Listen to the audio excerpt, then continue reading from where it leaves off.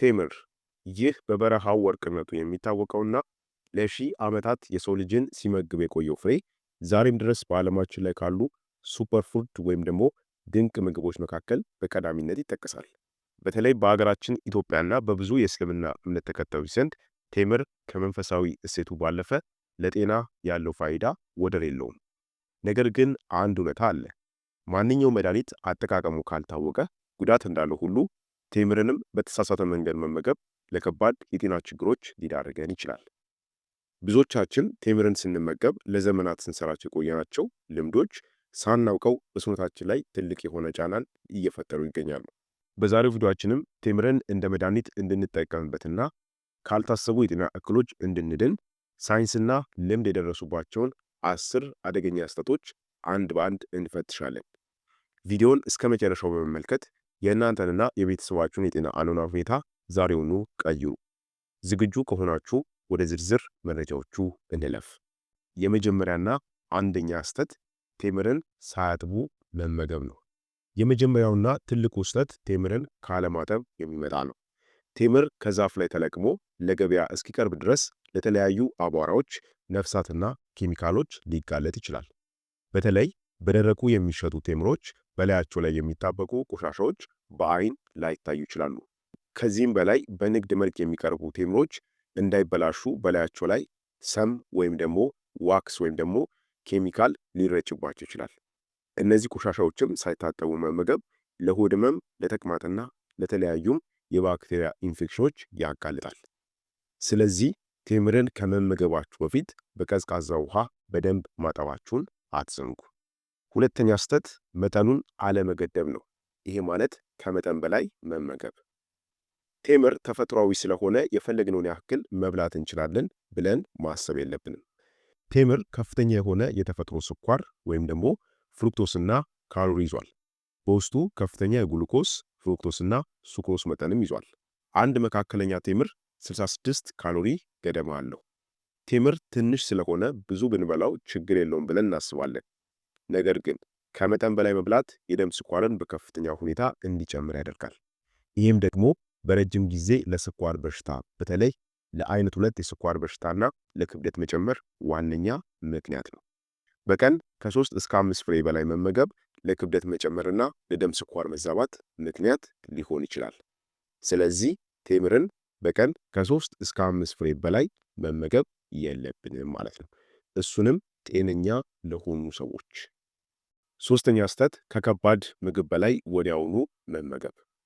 ብዙዎቻችን ቴምርን እንደ ማጣፈጫ ወይም ደግሞ ዴዘርት ከምግብ በኋላ እንመገበዋለን። ይሄ ግን ስህተት ነው። ቴምር በፋይበር የበለጸገ ስለሆነ ለመፈጨት ጊዜ ይወስዳል። ከከባድ ምግብ በኋላም ወዲያውኑ ሲበላ ሆድ ውስጥ ጋዝ እንዲፈጠርና የምግብ መፈጨት ስርዓትን ሊያዘገየው ይችላል። ቴምር ሳይፈጭ በሆድ ውስጥ ለረጅም ጊዜ ስለሚቆይ ይበሰብሳል ወይም ደግሞ ፈርመንቴሽን ይካሄዳል። ይህም ሂደት ጋዝ፣ የሆድ መነፋትና ቁርጠትን ይፈጥራል ማለት ነው። ስለዚህ መፍትሄው ከምግብ 30 ደቂቃ በፊት ወይም ደግሞ ከምግብ በኋላ ከ2 ሰዓት ቆይታ በኋላ መመገብ ይኖርባችኋል። አራተኛ ስህተት የውስጥ ክፍሉን አለመፈተሽ። ቴምርን ሙሉ በሙሉ ወደ አፋችን ከመወርወራችን በፊት መክፈት አለብን። ቴምር ተፈጥሯዊ ጣፋጭ በመሆኑ በውስጡ ጥቃቅን ትሎች ወይም ደግሞ ፈንገሶች ሊኖሩት ይችላል። በውጭ በኩል ጤነኛ ቢመስለንም ውስጡን ግን የተበላሸ ሊሆን ይችላል።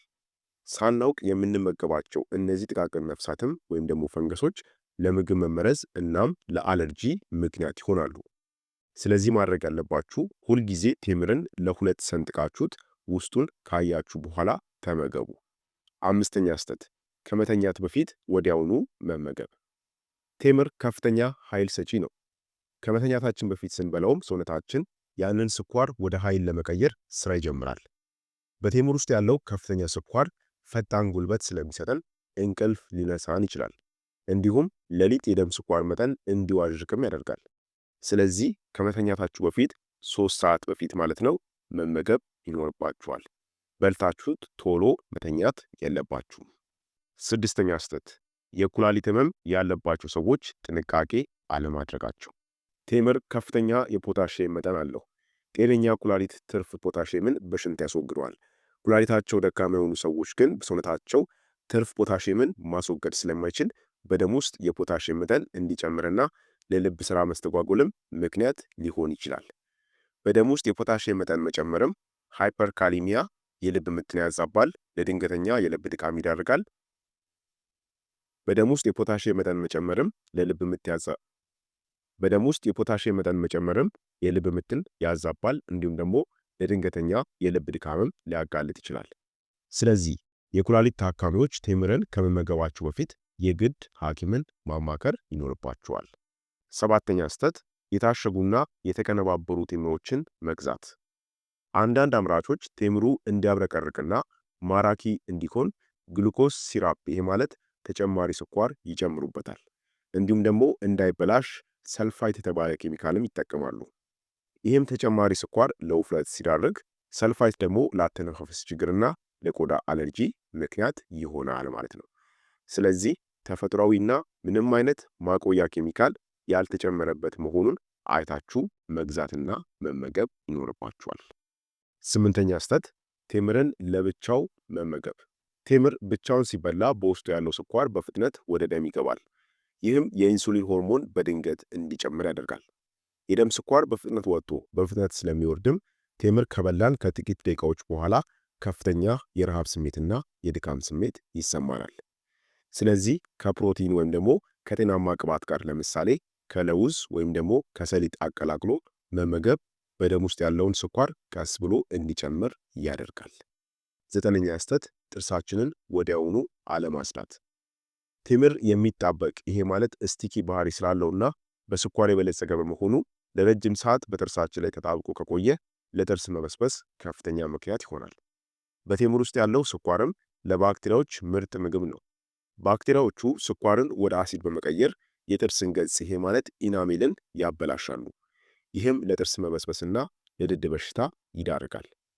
ስለዚህ ቴምር እንደበላችሁ ወዲያውኑ አፋችሁን በውሃ መጉመጥመጥ ወይም ደግሞ መቦረሽ ያስፈልጋል ማለት ነው። አስረኛ ስህተት ለሕፃናት ያለ ጥንቃቄ መስጠት። የቴምር ቆዳ ለመፈጨት አስቸጋሪና የሚጣበቅ ነው። ትናንሽ ሕፃናት በተለይ ከ1 ዓመት በታች የሆኑ ይህንን በደንብ ማኘክ አይችሉም። ስለዚህ መዘዙ በጉሮሮ ላይ የመጣበቅና የመታነቅ አደጋን ሊያስከትል ይችላል። እንዲሁም ደግሞ ለሕፃናት ሆድ ከባድ ሊሆንባቸውም ይችላል። ስለዚህ ለሕፃናት ሲሰጥ ቆዳውን በመላጥ በደንብ በመፍጨት ወይም ደግሞ በውሃ በጥብጦ መስጠት ይመከራል። እንግዲህ ክቡራን ተመልካቾቼ እስካሁን የተመለከትናቸው 10 ነጥቦች ቴምርን ስንመገብ የምንሰራቸው ስህተቶች ብቻ ሳይሆኑ ለጤናችን ልንሰጣቸው የሚገቡ ትልቅ ማስጠንቀቂያዎችም ጭምር ናቸው። ተፈጥሮ የሰጠችንን ይህንን ድንቅ ፍሬ በትክክለኛ መንገድ፣ በትክክለኛ መጠንና በትክክለኛ ጊዜ በመመገብ ከውስጡ የሚገኘውን ቫይታሚን፣ ፋይበርና ማዕድናት ሙሉ በሙሉ መጠቀም እንችላለን። ጤና ማለት የምንመገበው ምግብ ብቻ ሳይሆን ምግቡን የምንመገብበትም ጥበብ ጭምር ነው። ቴምርን ስትመገቡ ከዛሬ ጀምሮ እንደምትጠነቀቁና እነዚህንም ስህተቶች እንደምታረሙ ተስፋ አደርጋለሁ። የዛሬው መረጃ ለእናንተም ሆነ ለምትወዷቸው ሰዎች ጠቃሚ ሆኖ ካገኛችሁት ቪዲዮን ላይክ በማድረግ ለሌሎችም እንዲደርስ ሼር እንድታደርጉ በአክብሮት እጠይቃችኋለሁ። የእናንተ አስተያየት ለእኔ ትልቅ ዋጋ አለው። ከእነዚህም 10 ስህተቶች መካከል እናንተ ስትሰሩት የነበረው የትኛውን ነው? ወይም ደግሞ በዝርዝር ውስጥ ያልተካተተ እናንተ የምታውቁት ሌላ ስህተት አለ? ከታች ባለው የአስተያየት መስጫ ኮሜንት ላይ አጋሩኝ። ለወደፊትም ጠቃሚ የሆኑ የጤና መረጃዎች እንዲደርሷችሁ ቻናሌን ሰብስክራይብ ካላደረጋችሁ አሁን በማድረግ የቤተሰቤ አባል ሁኑ። በቀጣዩ ቪዲዮ ጠቃሚ በሆነ የጤና ርዕስ እስከምንገናኝ ድረስ ቸር ቆዩልኝ።